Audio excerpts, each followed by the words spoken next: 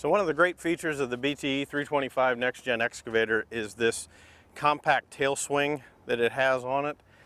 This does not get outside of the crawler tracks as it's swinging around.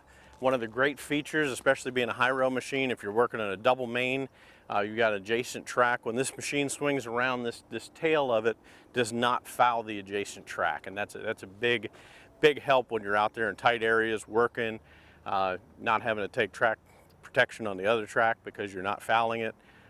So big advantage of this one for sure. Also our high rail gear, as you can see here, we keep everything tucked in. It does not extend out past the end of the crawler tracks. This is great as you're crawling up the side of the shoulders, everything. That approach angle, we still maintain the same approach angle that Caterpillar had from the factory. Everything is tucked inside here nice and tight. We've got the pintle hitch here and brake connections for any trailers or anything that you want to tow. We can run the brakes on any carts, anything like that right off the machine, hook right into it on the pintle. This is equipped with a backup camera here on the back of the tail, the counterweight, and we also have brake lights on the back here for when you're tramming and high railing the excavator.